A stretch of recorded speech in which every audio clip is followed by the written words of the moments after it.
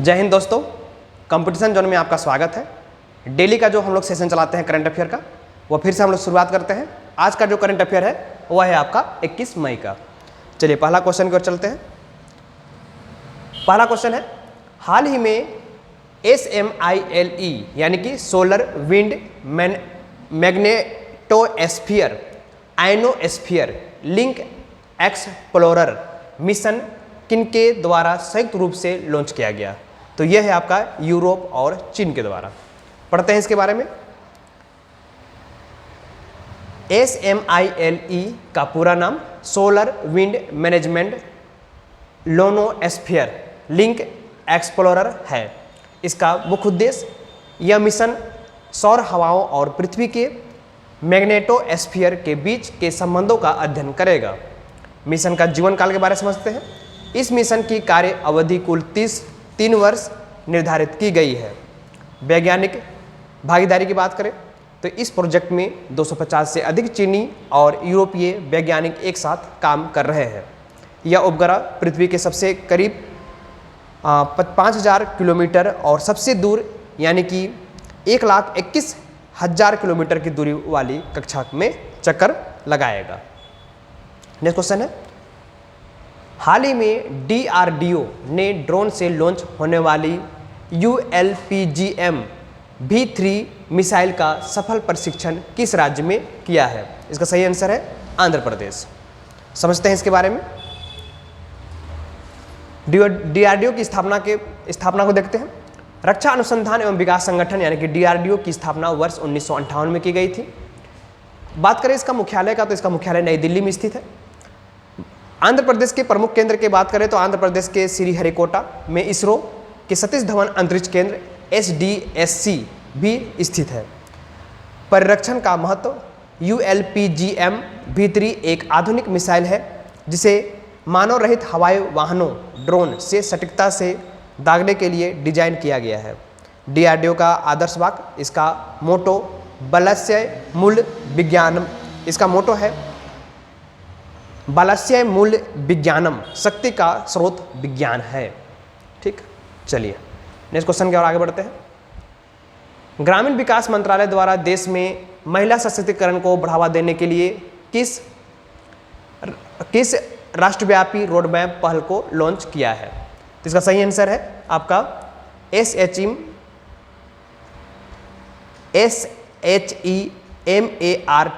पहल। समझते हैं इसके बारे में। उद्देश्य के बारे में बताता है कि स्वयं सहायता समूह SGH की महिला उद्यमियों को अपने उत्पादकों को बेचने के लिए एक बड़ा बाजार मंच उपलब्ध कराएगा। ये पहल केंद्रीय ग्रामीण विकास मंत्रालय के अंतर्गत आती है। डिजिटल जुड़ाव, इसके तहत ग्रामीण महिलाओं के डिजिटल कॉमर्स और मार्केट प्लेस से जोड़ा जाएगा। दीनदयाल अंत्योदय योजना यानी कि NRLM यह पहल राष्ट्रीय ग्रामीण आजीविका मिशन को मजबूती प्रदान करती है। लाखपति दीदी योजना के तहत बोलता है कि भारत सरकार का लक्ष्य देश की 3 करोड़ ग्रामीण महिलाओं को लाखपति दीदी बनाना है, जिसमें यह पहल मददगार होगी। नेक्स्ट क्वेश्चन आगे बढ़ते हैं। नेक्स्ट क्वेश्चन है, हाल ही में भारतीय रिजर्व बैंक के नए कार्यकारी निर्देशक के रूप में किसे नियुक्त किया गया है? तो यह है आपका गुणवीर सी। समझते हैं इसके बारे में।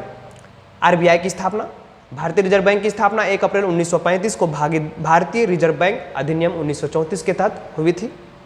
बात करें 1 जनवरी 1949 को RBI का पूर्ण राष्ट्रीयकरण किया गया था। शुरुआत में इसका मुख्यालय कलकत्ता में स्थित था, जिसे 1937 में अस्थायी रूप से मुंबई हस्तांतरित कर दिया गया। हिल्टन यंग कमीशन, RBI की स्थापना royal commission on Indian currency and finances Hilton young commission की सिफारिश पर हुई थी। कार्यकारी निदेशक की भूमिका की बात करें तो गुणवीर सी RBI में भुगतान और निपटान प्रणाली विभाग DPSS की देखरेख करते हैं। ठीक है, चलिए नेक्स्ट क्वेश्चन समझते हैं। भारत ने किस राज्य के उमरोई मिलिट्री स्टेशन पर बहुराष्ट्रीय सैन्य अभ्यास प्रगति 2026 की मेजबानी की है? यह है आपका मेघालय। समझते हैं इसके बारे में। उमरई मिलिट्री स्टेशन यह मेघालय में स्थित भारत का एक प्रमुख संयुक्त सैन्य प्रशिक्षण नोड है, जहां कई अंतर्राष्ट्रीय अभ्यास होते हैं। मेघालय की राजधानी शिलोंग है, जिसे पूर्व का स्टॉकलैंड भी कहा जाता है। बात करें गारो खासी जयंती जनजाति के बारे में, तो यह मेघालय की प्रमुख पहाड़ियाँ और यहाँ निवास करने वाले जनजातियाँ हैं। सर्वाधिक वर्षा वाला स्थान, दुनिया में सबसे अधिक वर्षा वाला स्थान मानसिनराम मेघालय में ही स्थित है। बात करते हैं अभ्यास की प्राकृतिक प्रगति 2026 एक बहुराष्ट्रीय मल्टीलिटरल सैन्य अभ्यास है, जिसका उद्देश्य मित्र देशों के बीच सैन्य सहयोग को बढ़ाना है। नेक्स्ट क्वेश्चन है, एशियाई उत्पादकता संगठन यानी कि EAPO के गवर्निंग बॉडी की 68वें बैठक की मेजबानी किस भारतीय शहर द्वारा की गई है? तो सही आंसर है नई दिल्ली। समझते हैं। वर्ष 2026 में आयोजित यह बैठक एशियाई उत्पादकता संगठन 68वें गवर्निंग बॉडी बैठक थी। एशियाई उत्पादकता संगठन की स्थापना 17 मई 1961 को एक क्षेत्रीय अंतर सरकारी संगठन के रूप में हुई थी। बात करें APO का मुख्यालय, तो इसका मुख्य सचिवालय टोक्यो जापान में स्थित है। एशिया प्रशांत क्षेत्र में सामाजिक आर्थिक विकास को उत्पादकता बढ़ाने के माध्यम से गति लाना इसका मुख्य उद्देश्य है। बात करें, भारत इस संगठन के संस्थापक देशों में से एक है और इसका राष्ट्रीय उत्पादकता परिषद इसके कार्यक्रमों को भारत में संचालित करती है। नेक्स्ट क्वेश्चन समझिए। वैज्ञानिकों ने हाल ही में किस स्थान पर लगभग 2 मील गहरे बर्फ की ड्रिलिंग करके पृथ्वी की सबसे पुरानी हवा 1.2 मिलियन वर्ष पुरानी की खोज की है? तो यह है आपका अंटार्कटिका में। समझते हैं इसके बारे में। वैज्ञानिकों ने अंटार्कटिका की चादर में लगभग 2 मील यानी कि लगभग 3.2 किलोमीटर गहराई पर ड्रिल किया है। आइस कोर की आयु के बारे बात करते हैं, तो निकला गया आइस कोर करीब 12 लाख यानी कि 1.2 मिलियन वर्ष पुराना है, जिसमें प्राचीन वायुमंडलीय हवा बंद है। भारत के अनुसंधान केंद्र अंटार्कटिका में भारत के 3 अस्थायी अनुसंधान स्टेशन रहे हैं, जिसका नाम है दक्षिण गंगोत्री, अब बंद हो चुका है, मैत्री और भारती। अंटार्कटिका महाद्वीप इसे श्वेत महाद्वीप और विज्ञान के लिए समर्पित महाद्वीप भी कहा जाता है। बात करें जलवायु परिवर्तन का अध्ययन के बारे में, तो प्राचीन बर्फ के टुकड़ों में मौजूदा गैसों के विश्लेषण से लाखों साल पहले पृथ्वी के जलवायु पैटर्न को समझा जा सकता है। चलिए नेक्स्ट क्वेश्चन आगे बढ़ते हैं। नेक्स्ट क्वेश्चन है, प्रतिवर्ष विश्व मेट्रोलॉजी दिवस किस तिथि को मनाया जाता है? इसका सही आंसर है आपका 20 मई को। ठीक है। मेट्रोलॉजी का अर्थ है, मेट्रोलॉजी का तात्पर्य मापन विज्ञान से है। इतिहास, इस दिवस को 20 मई 1875 को पेरिस में हुए मीटर कन्वेंशन की याद में मनाया जाता है। वर्ष 2026 की थीम थी metrology building trust in policy making. Metrology नीति निर्माण में विश्वास और पैदा करना। SI इकाइयों की बात करें तो इसके तहत दुनिया भर में मापन और मानक 7 मूल इकाइयाँ metre, kilogram, second, ampere, kelvin, candela, mole की सटीकता को बनाए रखा जाता है। राष्ट्रीय भौतिक प्रयोगशाला की बात करें तो भारत में यह नई दिल्ली स्थित NPL समय और माप मानकों के बनाए रखने वाली आधिकारिकता संस्था है। ठीक है, आगे बढ़ते हैं।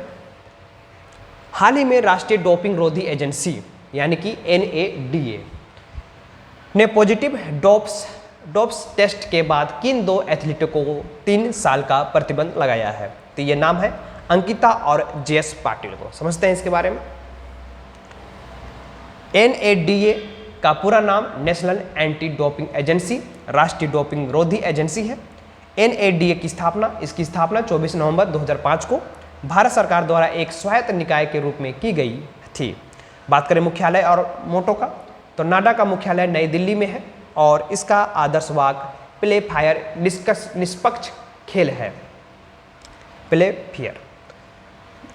बात करें WADA वाडा, वैश्विक स्तर पर डोपिंग की निगरानी वर्ल्ड एंटी डोपिंग एजेंसी वाडा करती है, जिसका मुख्यालय मॉन्ट्रियल कनाडा में है। बात करते हैं प्रतिबंध की अवधि के लिए, तो नियमों के उल्लंघन पर इन एथलेटिकों पर 3 वर्ष का कड़ा प्रतिबंध लगाया गया है। नेक्स्ट क्वेश्चन है, मकाऊ में आयोजित 11वें साडा विश्व कप में भारतीय टीम ने कुल कितने पदक जीते हैं? तो यह है आपका 5 पदक। समझते हैं क्या है साडा। आगे, भारत ने इस प्रतियोगिता में 2 स्वर्ण, 1 रजत और 2 कांस्य पदक जीते हैं। बात करें साडा क्या है, तो ये चीनी मार्शल आर्ट ब्रूसो का एक आधिकारिक पूर्ण कॉम्बैक्ट रूप है। बात करते हैं आयोजन स्थल का, तो 11वें साडा विश्व कप का आयोजन मकाऊ चीन का विशेष प्रशासनिक क्षेत्र में किया गया है। अंतर्राष्ट्रीय ब्रूस महासंघ के बारे में बताते हैं कि ब्रूसो खेलों का संचालन करने वाली वैश्विक संस्था IWF है, जिसका मुख्यालय बीजिंग चीन में है। बात करते हैं भारत में ब्रूसो, तो भारत में मार्शल आर्ट्स के इस प्रारूप में हाल ही के वर्षों में एशियाई खेलों और विश्व प्रतियोगिताओं में बेहतरीन प्रदर्शन किया है। नेक्स्ट क्वेश्चन समझिए, देश की पहली एयर ट्रेन परियोजना को किस हवाई अड्डे पर टर्मिनलों को जोड़ने के लिए मंजूरी दी गई है? तो यह है आपका दिल्ली हवाई अड्डा। समझते हैं इसका क्या है लक्ष्य। यह एयर ट्रेन इंदिरा गांधी अंतर्राष्ट्रीय हवाई अड्डा के टर्मिनल 1, 2 और 3 के आपस में निर्बाध यात्रा के लिए जोड़ेगी। बात करते हैं शुरुआत की समय सीमा। इस भारत की पहली एयर ट्रेन को वर्ष 2027 तक लॉन्च करने का लक्ष्य किया गया है। बात करते हैं इसके तकनीकी के बारे में, तो इसे ऑटोमेटेड पीपल मावर भी कहा जाता है, जो पूरी तरह से चालक रहित और एलिवेटेड ट्रैक पर चलती है। GIG हवाई अड्डा का संचालन के बारे में समझते हैं। इसका प्रबंधन दिल्ली इंटरनेशनल एयरपोर्ट लिमिटेड द्वारा किया जाता है। बात करते हैं इसके लाभ के बारे में। इससे हवाई अड्डे के वैज्ञानिक टर्मिनलों के बीच परागमन समय यानी कि ट्रस्टिनेट टाइम और प्रदूषण में भारी कमी आएगी। ठीक है, नेक्स्ट क्वेश्चन समझिए, विश्व एशियाई खेल का आयोजन कहाँ किया जाएगा? तो यह है आपका आईची और नगोया जापान में। समझते हैं आयोजन की तिथियां के बारे में समझिए। इन खेलों का आयोजन 19 सितंबर से 4 अक्टूबर 2026 तक किया जाएगा। बात करते हैं एशियाई खेलों की शुरुआत के बारे में, तो प्रथम एशियाई खेल वर्ष 1951 में नई दिल्ली भारत में आयोजित की गई थी। नियमन संस्था के बारे में बात करते हैं। एशियाई खेलों का नियंत्रण एशियाई ओलंपिक परिसर OCA द्वारा किया जाता है। बात करते हैं जापान में एशियाई खेल के बारे में, तो यह तीसरी बार होगा जब जापान एशियाई खेलों की मेजबानी करेगा, जिससे पहले 1958 टोक्यो और 1994 हिरोशिमा में हुए थे। पिछला संस्करण की बात करते हैं। 19वें एशियाई खेल वर्ष 2023 में हांगझाऊ चीन में आयोजित किया गया था।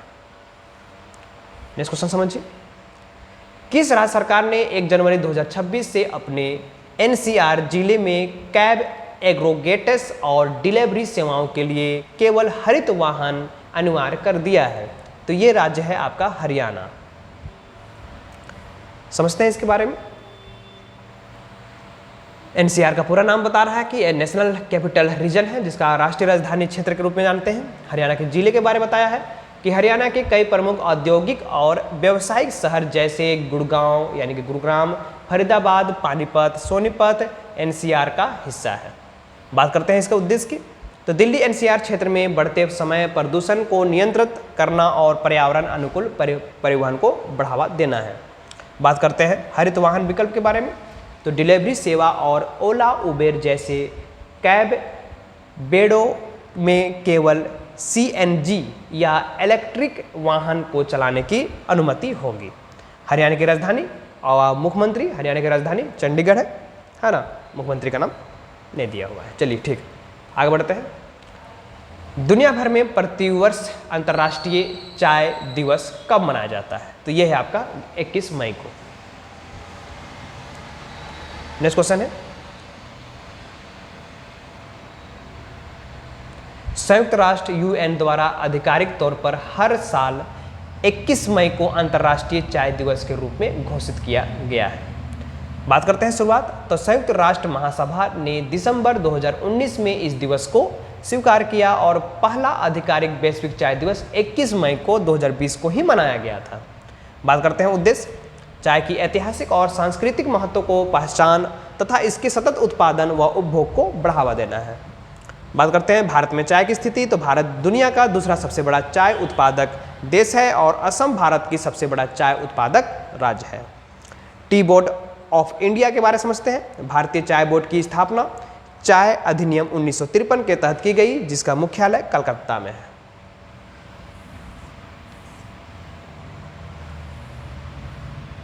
ठीक, चलिए नेक्स्ट क्वेश्चन को चलते हैं। हाल ही में पारंपरिक जल स्रोत की सफाई और उत्सव से जुड़े पंचाथ नाग उत्सव कहाँ मनाया गया? तो यह है आपका जम्मू कश्मीर में। समझते हैं पंचाथ नाथ महोत्सव। यह मुख्य रूप से जम्मू और कश्मीर के कुजीगुड़ काश्यतवाड़ क्षेत्र का एक प्राचीन पारंपरिक त्यौहार है। इसके बारे में बताया गया है कि यह त्यौहार के दिन ग्रामीण सामूहिक रूप से गांव के प्राकृतिक झरनों और जल स्रोत की सफाई करते हैं तथा मछली पकड़ने की प्रतियोगिता भी होती है। बात करें यह उत्सव हर साल मई के महीने में फ्रूट ब्लॉसम के समय मनाया जाता है। बात करते हैं मन की बात में इसका उल्लेख हुआ था, प्रधानमंत्री के द्वारा जो कार्यक्रम चलाए जाते हैं मन की बात, उसमें उल्लेख हुआ कि भारत के प्रधानमंत्री नरेंद्र मोदी ने पर्यावरण संरक्षण के इस बेहतरीन स्थानीय प्रयास की सराहना अपने मन की बात कार्यक्रम में भी की थी।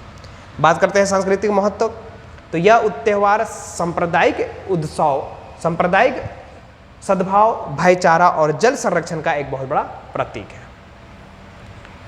चलिए ठीक, आगे बढ़ते हैं। नेक्स्ट क्वेश्चन बोलते हैं, यूनाइटेड किंगडम यानी कि यूके के एलेस्ट्री और बोरहुमवुड में सबसे कम उम्र के 23 वर्षीय भारतीय मूल के मेयर बनने कर किसने इतिहास रचा है? तो इसका नाम है तुषार कुमार। समझते हैं, मात्र 23 वर्ष की आयु में तुषार कुमार यूके के इतिहास में सबसे युवा भारतीय मूल के मेयर बने हैं। दूसरी बड़ी बात है कि आपका वह ब्रिटेन की लेबर पार्टी से जुड़े हुए हैं। इनका मूल निवास स्थान की बात करें तो तुषार कुमार मूल रूप से भारत के हरियाणा राज्य से संबंधित है और 10 वर्ष की आयु में लंदन गए थे। बात करें शिक्षा की, तो उन्होंने लंदन के प्रतिष्ठित किंग्स कॉलेज लंदन से राजनीतिक विज्ञान की पढ़ाई की है। स्थानीय परिषद की बात करें तो वह इसमें पहले इसी टाउन काउंसिलिंग के डिप्टी मेयर के रूप में भी अपनी सेवाएं दे चुके हैं। ठीक है, चलिए आगे बढ़ते हैं। शराब में मौजूद अशुद्ध अल्कोहल की मात्रा के आधार पर टैक्स लगाने वाला भारत का पहला राज्य कौन बना? तो इसको समझिएगा, ये राज्य है आपका कर्नाटक। ठीक है, समझते हैं क्या हो रहा है इसमें। इस नीति के तहत जिस पेय पदार्थ में अल्कोहल का प्रतिशत जितना अधिक होगा उस पर टैक्स की दर उतनी ही अधिक होगी। बात करता है कर्नाटक की राजधानी का, तो कर्नाटक की राजधानी बेंगलुरु है, जिसे भारत का सिलिकॉन वैली भी कहा जाता है। संवैधानिक प्रावधान की बात करें तो भारतीय संविधान के अनुच्छेद 47 राज्य के नीति निर्देशक तत्व के तहत राज्य को नशीले पेय के स्वास्थ्य के लिए हानिकारक उपभोग पर प्रतिबंध लगाने का प्रयास करना चाहिए। राज्य सूची का विषय की बात करें तो शराब पर कर लगाने और उसका नियमन करना भारतीय संविधान की 7वीं अनुसूची के तहत राज्य सूची के विषय में आता है। बात करते हैं राजस्व। अधिकांश राज्यों के लिए उत्पादक शुल्क राजस्व का एक बहुत बड़ा स्रोत होता है। नेक्स्ट क्वेश्चन है, भारत की प्रमुख वैश्विक वस्त्र प्रदर्शनी भारत टेक्स 2026 का आयोजन कहाँ किया गया? तो ये आंसर है आपका नई दिल्ली में। नेक्स्ट क्वेश्चन है, पर्यावरण महत्वपूर्ण परीक्षा तत्व को समझते हैं। प्राकृतिक के बारे में बता रहा है कि भारत टेक्स कपड़ा उद्योग का यानी कि टेक्सटाइल इंडस्ट्री का भारत में आयोजित होने वाला सबसे बड़ा वैश्विक कार्यक्रम है। यह प्रदर्शनी प्रधानमंत्री की 5F vision, farm to fibre, fibre to factory, factory to fashion और फैशन टू फॉरेन पर आधारित है। कपड़ा मंत्रालय की बात करें तो इसका आयोजन केंद्रीय वस्त्र मंत्रालय और विभिन्न कपड़ा निर्यातक संवर्धन परिषद के सहयोग से किया जाता है। बात करते हैं कृषि के बाद भारत में कपड़ा उद्योग रोजगार प्रदान करने वाला दूसरा सबसे बड़ा उद्योग क्षेत्र है। इसका मुख्य उद्देश्य भारत की वैश्विक कपड़ा आयातित श्रृंखला के एक प्रमुख केंद्र के रूप में स्थापित करना है। ठीक है, नेक्स्ट क्वेश्चन है, हाल ही में भारत की पहली AI आर्टिफिशियल इंटेलिजेंस संचालित फिजिकल बैंकिंग शाखा का शुभारंभ कहाँ किया गया? तो ये आंसर है आपका गुवाहाटी में। समझते हैं इसके बारे में। यह भारत की पहली AI संचालित डिजिटल व फिजिकल शाखा स्माइल फाइनेंस बैंक, ठीक है, द्वारा शुरू की गई है। बात करते हैं असम के मुख्यमंत्री डॉक्टर हेमंता बिस्वा शर्मा ने गुवाहाटी की GS रोड पर इसका भव्य उद्घाटन किया। बात करता है फिजिकल का अर्थ, यह फिजिकल भौतिक और डिजिटल बैंकिंग का एक आधुनिक मिश्रण है। यहाँ AI सक्षम कियोस्क और पूरी तरह से पेपरलेस लेन देन होता है। बात करते हैं इसके विशेषता के बारे में। तो ग्राहक इस शाखा में बिना किसी ऐप या लंबी कागजी कार्रवाई के सीधे UFI इंटरफेस के माध्यम से निपटने में ऋण और अन्य वित्तीय सेवाएं प्राप्त कर सकते हैं। बात करें इसका महत्व के बारे में, तो पूर्वोत्तर भारत में वित्तीय समावेशन और अत्याधुनिक तकनीकी को बढ़ावा देने की दिशा में यह एक ऐतिहासिक कदम है। नेक्स्ट क्वेश्चन है, हाल ही में भारत की पहली निजी मैरीन गैस टरबाइन सुविधा कहाँ स्थापित करने की घोषणा की गई? तो इसका सही आंसर है आंध्र प्रदेश। नेक्स्ट क्वेश्चन लिखिएगा, यह भारत में समुद्री जहाजों और रक्षा आवश्यकताओं के लिए गैस टरबाइन बनाने वाली पहली निजी स्वामित्व वाली उन्नत सुविधा होगी। आंध्र प्रदेश के पास गुजरात के बाद भारत की दूसरी सबसे लंबी मुख्य भूमि तटरेखा लगभग 974 किलोमीटर है। बात करते हैं विशाखापट्टनम पोर्ट के बारे में। तो आंध्र प्रदेश का विशाखापट्टनम भारत का एक प्रमुख गहरा और भूमि से घिरा बंदरगाह है, जहां भारतीय नौसेना का पूर्वी नौसेना कमान मुख्यालय है। मरीन गैस टरबाइन का उपयोग के बारे में बात करते हैं। इनका उपयोग आधुनिक नौसैनिक उद्योगपतों और बड़े वाणिज्य जहाज़ों का उच्च गति और शक्ति प्रदान करने के लिए किया जाता है। बात करते हैं आत्मनिर्भर भारत में। तो रक्षा और समुद्री इंफ्रास्ट्रक्चर में क्षेत्र में निजी निवेश बढ़ाने से भारत की विदेशी तकनीकी पर निर्भरता कम है। ठीक है, चलिए आगे बढ़ते हैं। नेक्स्ट क्वेश्चन है, अंतर्राष्ट्रीय स्तर पर आयोजित होने वाले 52वें G7 शिखर सम्मेलन की मेजबानी कौन सा देश करेगा? तो ये आंसर है आपका फ्रांस। समझते हैं इसके बारे में। G7 क्या है? तो ग्रुप ऑफ 7 दुनिया की 7 सबसे उन्नत और विकसित अर्थव्यवस्थाओं का एक अनौपचारिक समूह है। G7 सदस्य में इसमें Canada, France, Germany, Italy, Japan, United kingdom और संयुक्त राज्य अमेरिका आते हैं। ध्यान दीजिएगा, कनाडा है, फ्रांस है, इटली है, जर्मनी है, जापान है, यूनाइटेड किंगडम है और संयुक्त राज्य अमेरिका है। यूरोपीय संघ भी इसकी बैठक में भाग ले सकते हैं, ऐसा कहा जा रहा है। इस समूह की शुरुआत में 1975 में हुई थी। शुरुआत में G6 था, बाद में 1976 में कनाडा के जुड़ने के बाद ये G7 कहलाया। 1907 का मुख्य अस्थायी मुख्यालय या संविधान नहीं है। इसकी अध्यक्षता हर साल सदस्य देशों में रोटेशन के आधार पर बदलती है। भारत की स्थिति, भारत G7 का अस्थायी सदस्य नहीं है, लेकिन वैश्विक आर्थिक मुद्दों पर चर्चा के लिए इसे अक्सर आउटर रिच देश के रूप में विशेष तौर पर आमंत्रित किया जाता है। ठीक है, यह फाउंडेशन बेंच का थंबल है। अगर फाउंडेशन बेंच करना चाहते हैं जल्द से जल्द आप कोचिंग के माध्यम से जुड़े, है ना। इसी तरह हम लोग अगले वीडियो में मिलते हैं अगला सेशन में करंट अफेयर के साथ। जय हिंद, जय भारत। चलिए ठीक है।